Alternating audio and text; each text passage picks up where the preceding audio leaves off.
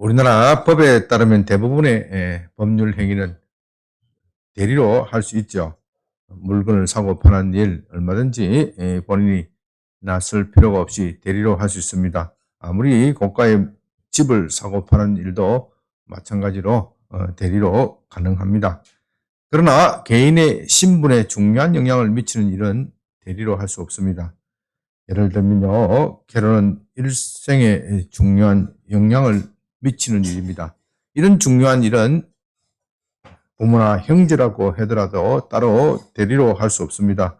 물론 조선시대와 같은 봉건시대에서는 그런 것이 통했겠지만, 그리고 오늘날 아직도 봉건 사회가 지배하는 국가에서는 그런 일도 가능하겠지만, 문명국가라면 그런 일은 혼자 본인의 성락 없이는 할 수 없습니다. 반드시 본인의 의사가 확인되어야 됩니다. 마찬가지로 징역을 사는 것도 옛날 봉건시대에는 대신 징역 사는 것이 있었습니다.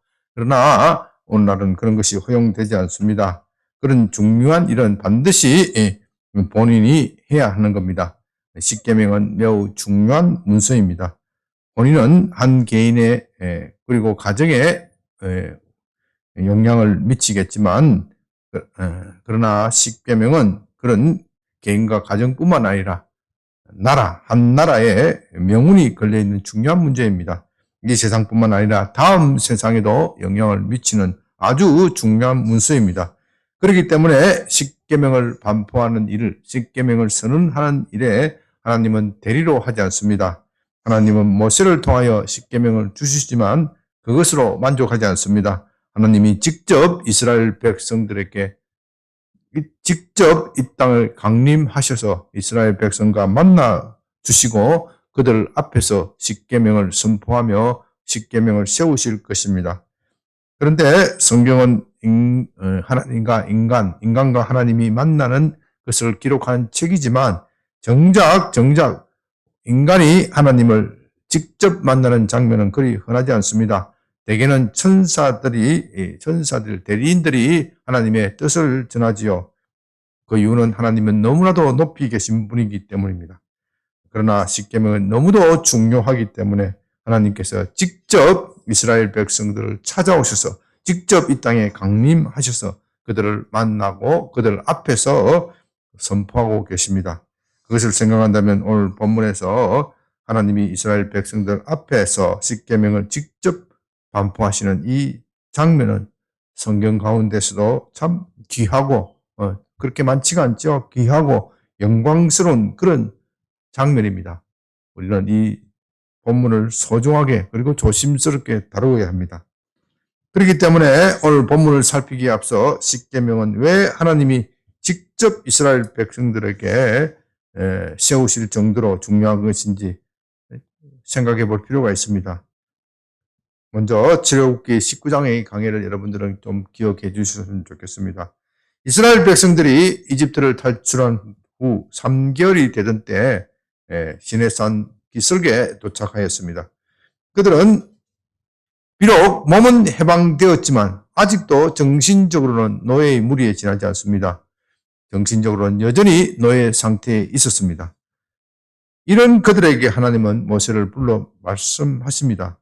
19장 5절 세계가 다 내게 속하였나니 너희가 내 말을 잘 듣고 내 언약을 지키면 너희는 모든 민족 중에 내 소유가 되겠고 너희가 내게 대하여 제사장 나라가 되며 거룩한 백성이 되리라.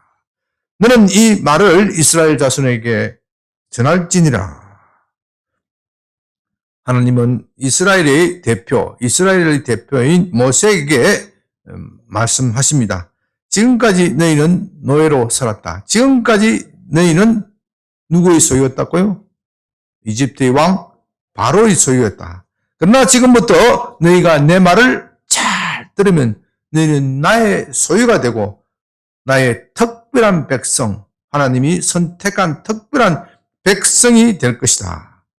말하자면 하나님은 이스라엘 백성들에게 지금 특별한 제안을 하고 계신 겁니다. 하나님은 이스라엘 백성들에게 이 말을 이스라엘 백성들의 대표인 모세에게 이 말을 백성들에게 전하라. 나의 제안을 전하여 그들이 받아들이겠는지 안 들이겠는지를 물어보라는 것입니다. 하나님은 계약의 형식을 빌어 지금 말씀하고 계신 것이죠.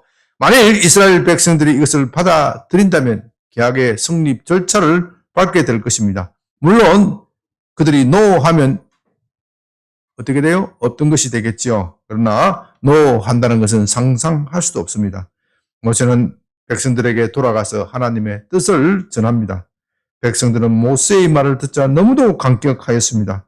하나님의 제안대로 한다면 이제 그들은 더 이상 이집트 왕 바로의 노예가 아닙니다. 이집트의 노예가 아닙니다. 하나님의 소유이고 그의 거룩한 백성이 될 것입니다. 이 얼마나 감격스럽고 영광스러운 일입니까?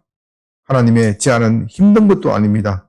지금까지 우리가 살펴본 십계명입니다. 그 십계명을 잘 지키면 하나님의 소유가 되고 거룩한 백성이 될 것입니다.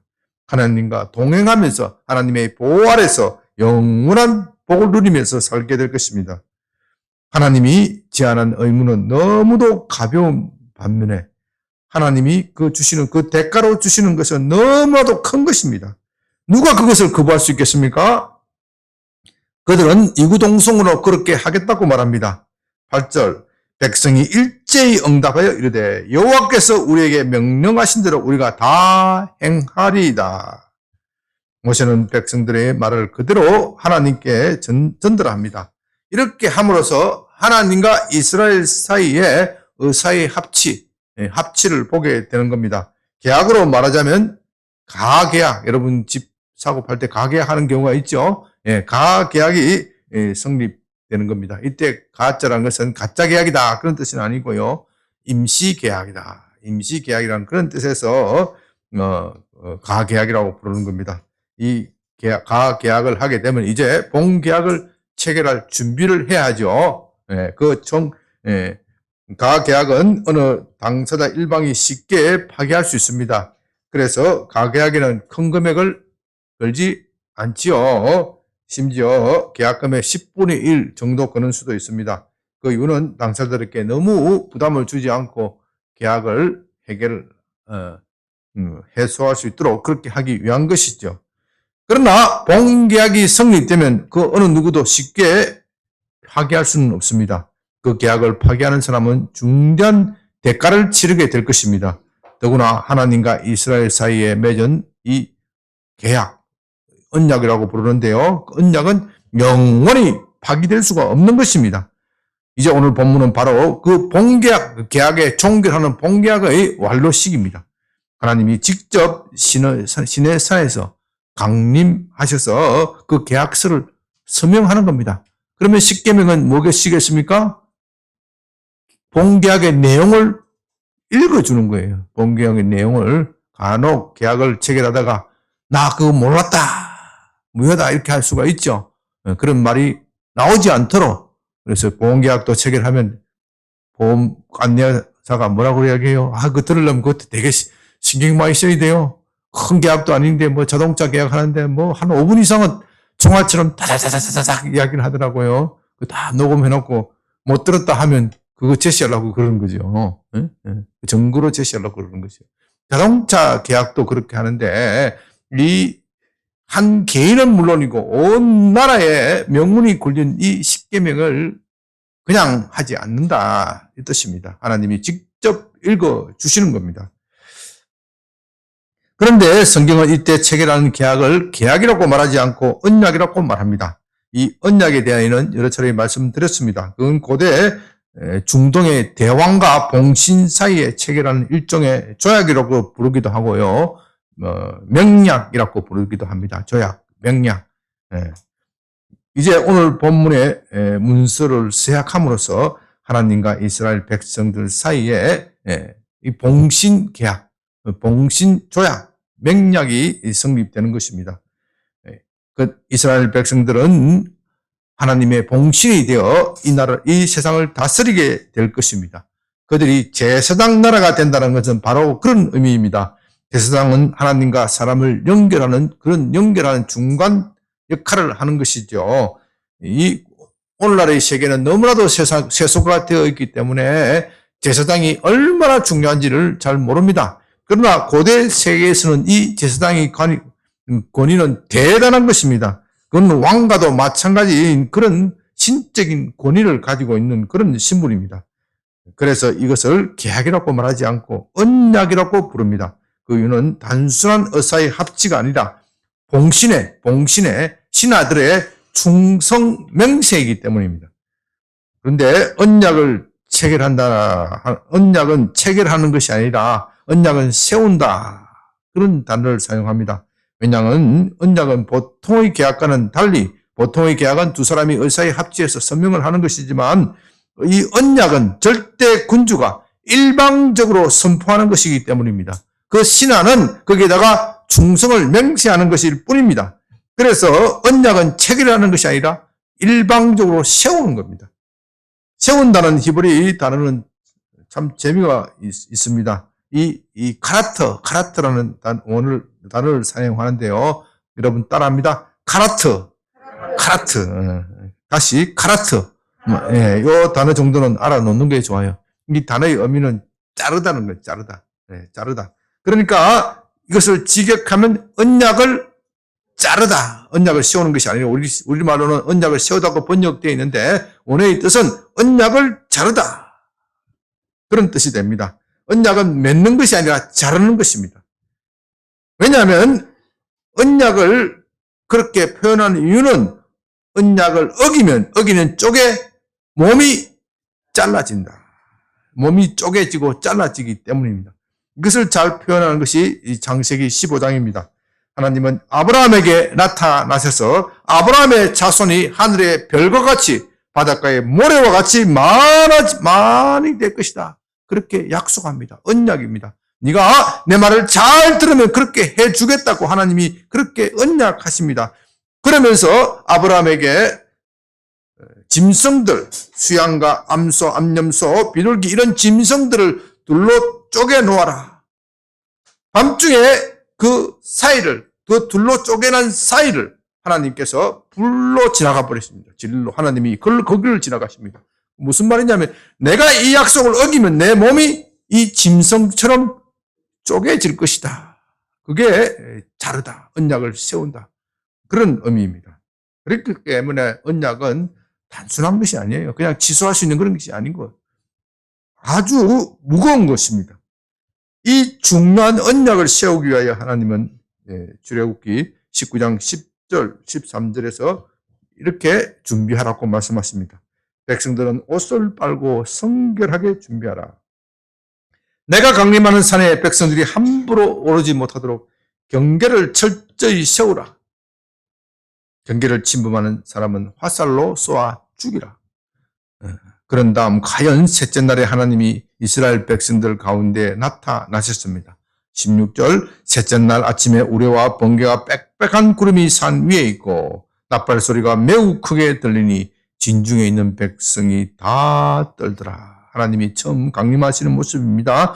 18절 시내산에서 연기가 자욱하니 여호와께서 불 가운데 거기서 강림하심이라. 그 연기가 옹기가마 연기같이 떠오르고 온 산이 진동하며 나팔 소리가 점점 커질 때 모세가 말한즉 하나님이 음성으로 대답하더라. 하나님이 직접 사람이 들을 수 있는 육성으로 대답하신 것입니다. 이게 참 얼마나 영광스러운 장면입니까? 신앙에 관심이 있는 사람은 관심이 없는 사람이라면 몰라도 신앙인이라면 누구나 다 하나님을 만나보았으면 좋겠다. 내가 예수님을 보았으면 내 눈으로 한번 보았으면 좋겠다. 그런 소망을 가지고 있습니다. 저도 마찬가지입니다. 저도 그렇게 보았으면 좋겠습니다. 그러나 하나님은 영이시기 때문에 우리 눈으로 볼 수 없습니다. 설령 본다고 하더라도 죄인인 우리가 그분 앞에 바로 설 수가 없습니다. 하나님은 너무도 정결하시기 때문에 우리는 그분의 임재 앞에 서면 녹아 없어질 것입니다. 그런데 하나님이 이스라엘 백성들을 그들이 눈으로 직접 볼 수 있도록 만나주고 계십니다.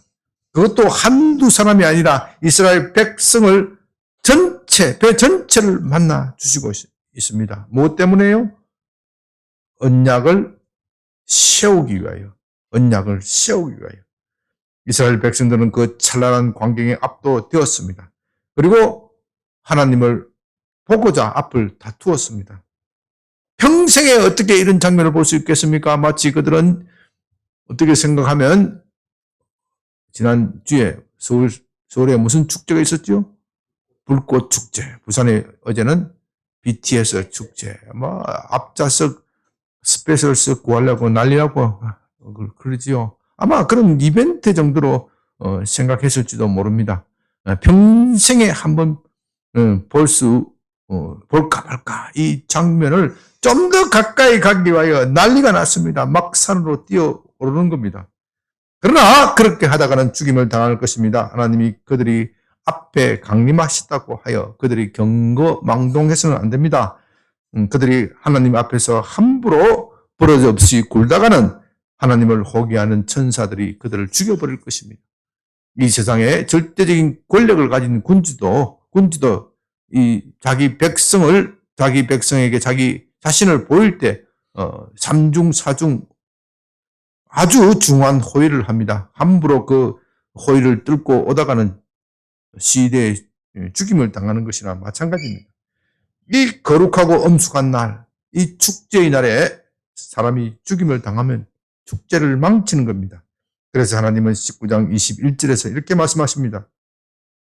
여호와께서 모세에게 이르시되 내려가서 백성에게 경고하라. 백성이 밀고 들어와 나 여호와에게로 와서 보렵고 하다가 많이 죽을까 하노라.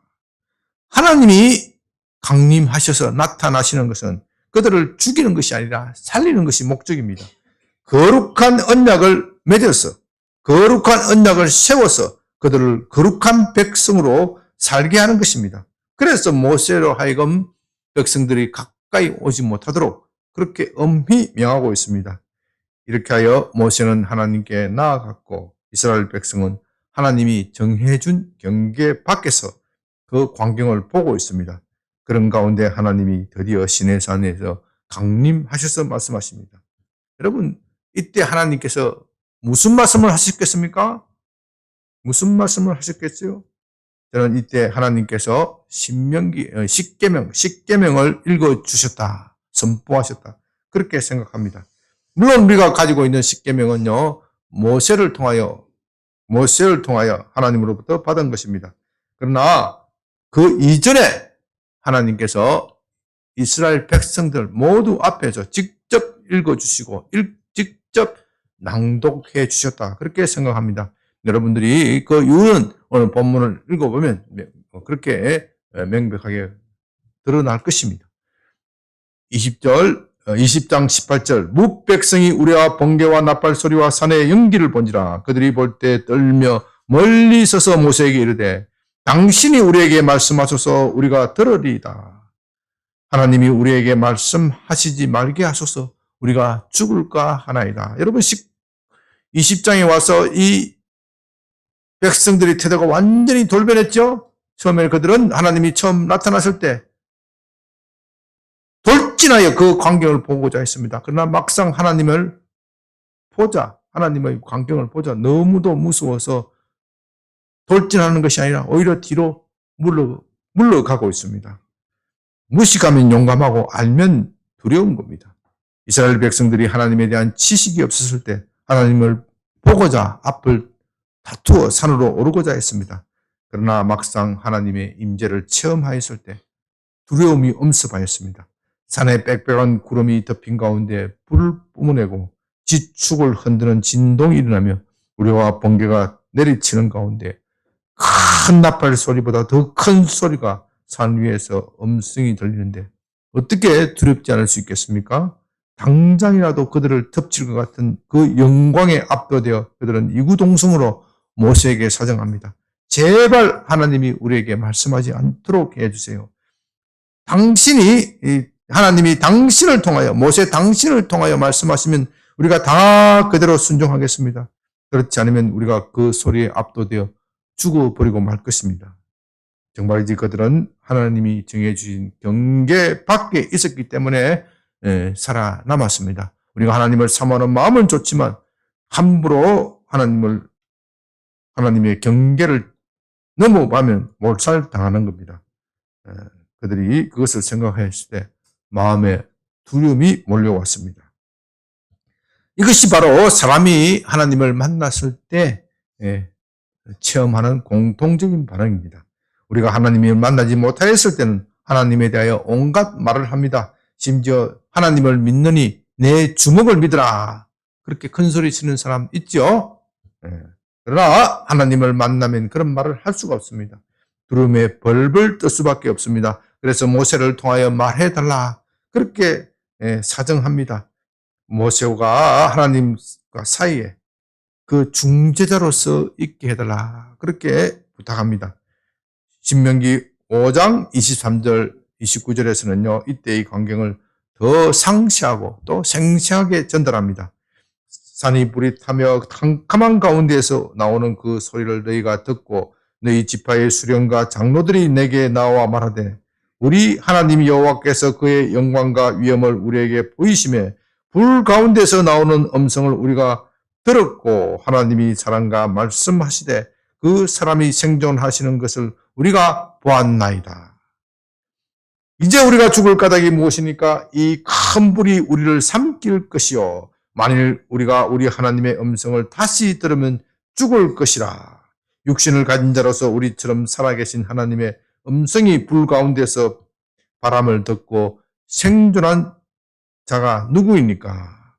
당신은 가까이 나아가서 우리 하나님 여호와께서 하시는 말씀을 다 듣고 우리 하나님 여호와께서 당신에게 이르는 것을 다 우리에게 전하소서. 우리가 듣고 행하겠나이다.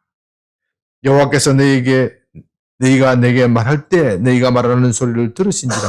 여호와께서 내게 이르시되 이 백성이 내게 말하는 그 말소리를 내가 들은즉 그 말이 다 옳도다. 다만 그들이 항상 이 같은 마음을 품어 나를 경외하며 내 모든 명령을 지켜 그들과 그 자손이 영원히 복받기를 원하노라. 하나님은 이스라엘 백성들이 하나님이 직접 말씀하시지 마시고 모세를 통하여 말씀해달라 하는 말을 듣고 아주 기쁘게 여기십니다. 아주 마음이 흡족하셨습니다. 이제야 그들이 하나님을 경외하는 법을 배우게 된 겁니다. 흔히 말하자면 이제 좀 철이 들어가는 겁니다. 그래서 그들에게 한없는 자비의 눈길을 보내시면서 말씀하십니다. 그래, 그들이 말이 옳다. 너희들은 항상 그런 겸손한 마음을 품으라. 내 모든 명령을 지켜서 너와 내 자손 대대로 복을 받기를 원한다. 그렇게 말씀하십니다. 본문 20장 20절입니다. 모세가 백성에게 이르되 두려워하지 말라. 하나님의 임하심은 너희를 시험하고 너희로 경외하여 범죄하지 않게 하려 하심이라. 백성은 멀리 서 있고 모세는 하나님이 계신 흑암으로 가까이 가니라. 여기서 모세는 하나님이 직접 임하여 이 십계명을 선포하시는 이유에 대하여 말씀하십니다. 그 이유는 그들이 하나님을 직접 체험함으로써 그 하나님의 영광을 직접 체험함으로써 하나님을 두려워하여 경외하여 범죄하지 않도록 하기 위함입니다. 십계명은 하나님이 직접 명령하신 것이기 때문에 어떠한 일을 있더라도 그것을 지켜야 한다는 것을 강조하는 것입니다. 여기서 시험한다는 말은 테스트한다. 테스트. 우리가 하나님은 우리가 십계명을 지키는지 안 지키는지 테스트, 시험하실 것입니다. 그래서 잘 지키는 사람에게는 복을 주시고 그것을 무시하고 지키지 않는 사람에게는 저주, 벌을 주실 것입니다. 이것은 매우 단순한 논리입니다. 그러나 사실입니다. 오늘날 십계명이 오늘날에도 유효한지 의문을 제기하는 사람들이 있지만 십계명은 오늘날에도 여전히 유효합니다. 그것은 하나님의 명령인 동시에 우리의 양심에 새겨진 양심의 법이기도 합니다. 그것은 우리가 지킴으로써 복을 받든지 아니 받든지 사람으로서 반드시 지켜야 할 양심의 법입니다. 양심의 법이기 때문에 동서고금을 막론하고 유효한 겁니다. 그런데도 하나님은 우리가 그 법을 지켰을 때 복을 주시겠다. 그렇게 약속하십니다. 그렇기 때문에 십계명은 은혜입니다. 십계명을 지켰다고 해서 잘한 것이다. 그렇게 자랑할 거리가 없어요. 그것은 당연한 것이기 때문에. 그런데도 하나님은 십계명을 잘 지키면 어떻게 해요? 복 주시겠다. 자식이 잘 자라고 건강하게 자라고 착하게 자라는 것, 그건 원래 당연한 것이죠. 당연한 것이죠. 그에 대해서 부모가 상 줄 이유가 없습니다. 지가 인간으로서 잘 자라는 게 상 줄 이유가 없지만 그래도 그렇게 반듯하게 자라면 부모가 어때요? 더 많이 주고 싶은 거예요. 더 많이 주고 싶은 거예요. 십계명도 바로 우리가 그런 차원으로 이해해야 합니다. 어떤 사람은요, 십계명은 율법이고 율법이란 우리를 옥죄는 것이다. 우리의 자유를 박탈하는 것이다. 그렇게 말합니다. 그러나 그런 것은 성경적인 가르침이 아닙니다. 자유는 우리의 본성, 우리의 양심을 따라서 살아갈 때 온전해지고 사람은 정말 자유로워지는 것입니다. 우리의 탐욕과 이기심을 채우는 것은 자유가 아닙니다. 그렇게 살면 우리 자신이 망치게 되고 자유를 잃게 되는 겁니다. 그러므로 십계명을 따라서 사는 것은 양심을 따라 사는 것이고 자유로운 삶을 사는 것입니다. 그런데도 하나님은 우리에게 은혜를 베푸십니다. 우리를 거룩한 백성, 하나님의 소유로 삼으시고 은혜를 주십니다. 우리는 십계명을 살필 때, 십계명을 생각할 때 늘 이것을 생각해야 합니다. 십계명은 은혜다. 십계명은 은혜다. 이것을 생각해야 합니다. 그렇기 때문에 우리가 십계명을 생각할 때 이 십계명은 언약, 약속이다. 그냥 법이 아니라 약속이기도 하다. 그것을 기억해야 합니다. 그래서 하나님께서 이것을 고대 조약의 문서, 맹약의 문서 그런 형태로 주는 겁니다. 그냥 법으로 선포하는 것이 아니라 고대 군주와 가신, 봉신 사이의 언약의 형태로 주는 겁니다. 언약을 잘 지키면 어떻게 해요? 복을 받고 언약을 지키지 못하면 저주를 받는다. 이 형태로 주시는 것입니다. 그렇다면 하나님은 우리에게 무엇을 약속하고 계십니까?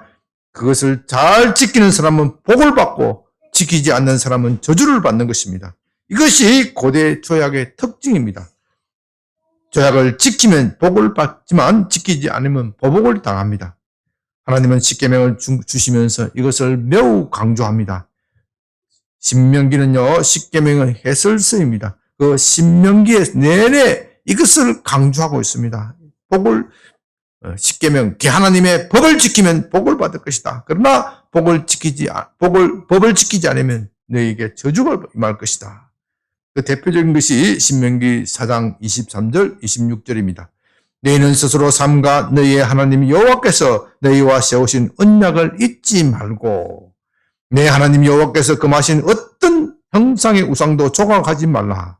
내 하나님은 소멸하시는 불이요 질투하시는 하나님이라. 소멸하시는 불, 심판하시는 하나님이라는 뜻입니다. 내가 그 땅에서 아들을 낳고 손자를 얻으며 오래 살 때 만일 스스로 부패하여 무슨 형상의 우상이든지 조각하여 내 하나님 여호와 앞에 악을 행함으로 그의 노를 일으키면 내가 오늘 천지를 불러 정거를 삼노니 너희가 요단을 건너가서 얻는 땅에서 속히 망할 것이라. 너희가 거기서 너희 날이 길지 못하고 전멸될 것이니라.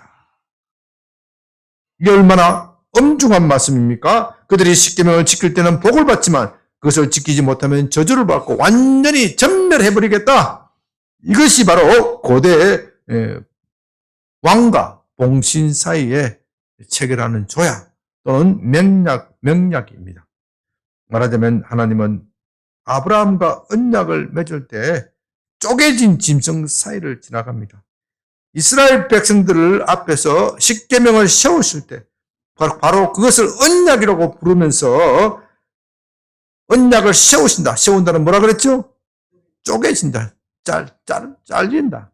이 언약을 어기면 잘린다. 몸이 쪼개진다. 그렇게 말씀하시는 겁니다. 그렇기 때문에 언약은 변개될 수 없습니다. 그것을 어기는 쪽은 몸이 잘려나가고 쪼개질 것입니다.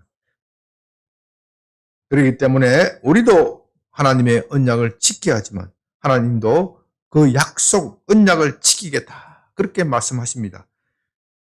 우리가 사람들 앞에서 맹세할 때 우리보다 높은 것을 가지고 맹세합니다. 그러나 하나님 앞에서 하나님보다 높은 것은 아무것도 없습니다. 그래서 히브리서에서 하나님은 자기를 두고 맹세한다. 나 여호와다. 나는 여호와다. 여호와는 스스로 있는 하나님입니다. 내가 내 이름을 걸고 이 언약을 지키겠다. 그렇게 명시하시는 겁니다. 본문 20절에서 하나님은 이것을 가지고 우리를 시험하신다고 말씀하십니다. 다시 말해서 우리가 십계명을 지키는 것은 하나님을 사랑하는지 안 하는지, 우리가 하나님을 정정으로 위대한 왕으로 모시고 있는지 아닌지, 이것을 시험하는 시금석이다 하는 뜻입니다. 그러나 여러분, 우리의 마음은 본질적으로 부패되어 있습니다. 우리의 본성은 우리가 하나님을 섬겨야 한다는 것을 말하지만 우리는 그렇게 하지 못합니다. 그 이유는 우리 안에 또 다른 자아가 있습니다. 또 다른 자아가 있어서 그것을 늘 막습니다. 그 또 다른 자아는 늘 우리에게 우리의 욕심을 따라 살라, 우리의 정욕을 따라 살라, 네 마음대로, 네 기분대로 살라, 그렇게 충동질합니다. 그래서 우리 마음은 늘 이렇게 두 개의 마음이 서로 전쟁하는 전쟁터가 됩니다. 우리는 이 전쟁에서 이겨야 하는데 실제의 삶, 그리스도의 실제의 삶의 모습에서는 너무도 그렇지 못합니다. 그렇지 못하기 때문에 우리는 십계명을 제대로 지키지 못합니다. 제대로 지키지 못하면서 지킨 척 할 뿐만 아니라 나는 잘 지키고 너는 왜 못 지켰느냐, 남을 비난하기도 합니다. 십계명을 지키지 못하기 때문에 우리는 하나님의 자녀로서 특권을 잃어버립니다. 하나님께서 주신 복을 누리지 못합니다. 이 얼마나 서글픈 일입니까? 만일 이것뿐이라면, 만일 이것이 우리의 결론이라면 우리는 실패한 것이 됩니다. 우리뿐만 아니라 하나님도 실패한 것이 됩니다. 하나님이 십계명을 잘못 주시는 것이 되는 것이죠. 이렇게 되면 큰 문제가 생깁니다. 복을 주기 위한 십계명이 도리어 우리에게 저주를 가져오는 도구가 됩니다.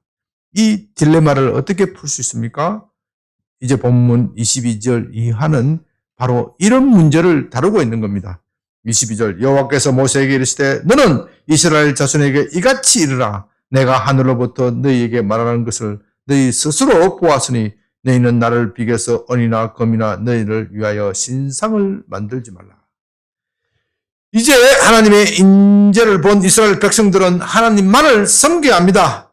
그러나 그들의 마음은 여전히 변화되고 있지 못합니다. 외형적으로는 변화된 것 같습니다. 그 신비로운 장면을 보았을 때 이제 하나님만을 섬겨야겠다, 그 마음으로 충만해졌습니다. 그래서 모세에게 말씀하소서. 모세에게 우리에게 직접 말씀하지 말고 모세에게 말씀하소서. 그만큼 마음이 겸손하고 낮아졌습니다. 그러나 그들의 마음은 속히 부패하게 됩니다. 왜냐하면 그들의 마음은 아직도 여전히 이집트에 살던 그 마음의 성향이 고침을 받지 못하기 때문입니다. 실제로 그들은 곧바로 이 십계명을 든 지 얼마 되지 않아 바로 그 명령을 어겨버립니다. 모세가 시내산에서 올라가서 지체가 되자 어떤 짓을 했습니까? 금송아지를 만들어 놓고 그것을 뭐라고 불렀습니까? 그것을 뭐라고 불렀어요? 이것이 여호와 하나님이다. 그렇게 불렀습니다. 그러니까 여호와 하나님이라는 이름의 우상을 만들어서 그것에 절하고 축제를 벌리고 이집트에 살던 방식으로, 이집트 사람들이 우상을 앞에 절하고 축제 벌리는 방식으로 온갖 엄란하고 악한 짓을 다 해버리는 겁니다.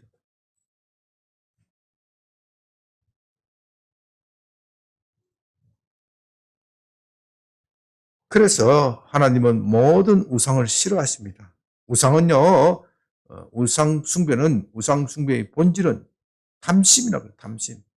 사실은 우상에게 절을 하는 것이지만, 금송아지에게 절을 하는 것이지만, 실제는 뭐예요? 겉으로는 그 절을 하는 것, 실제는 그 금송아지가 내게 필요한 복을 달라고 요구를 하는 거예요. 요구를 하는 거예요. 그래서 우상은 계명을 주지 않아요.